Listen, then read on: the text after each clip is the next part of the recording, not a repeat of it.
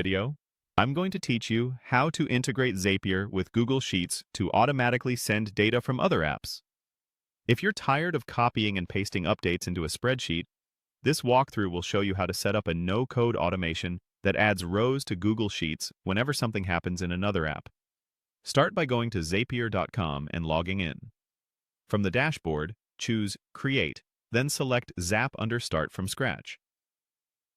A Zap has two parts: a trigger that starts the workflow, and an action that runs after. First, choose your trigger app. This could be Google Forms, Gmail, Airtable, or another tool you use every day.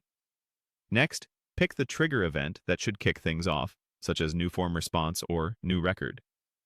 Connect the account for that app so Zapier has permission to read the data, then select the specific form or table you want to monitor.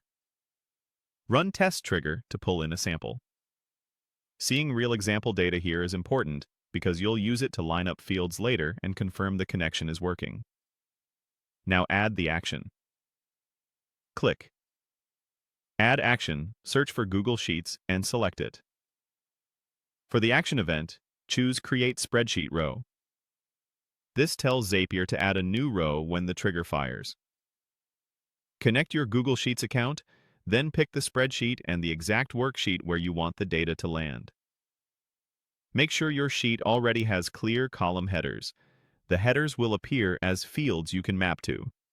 With your sample data visible, map each field from the trigger to the matching column in Google Sheets. For instance, map a form's email response to the email column in your sheet. You can leave any columns unmapped if you don't need them. Click Test. Step to send the sample into your spreadsheet. Open the sheet to confirm the values appear in the correct columns.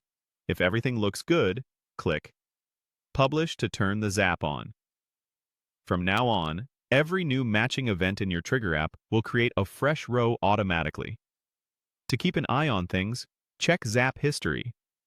It shows each run, the data that moved, and any errors, so you can troubleshoot quickly if needed. That's it. Your Google Sheets is now connected to Zapier, and new data from your chosen app will automatically populate your spreadsheet, saving you time and effort. If this video helped, please like, subscribe, and share. Thanks for watching.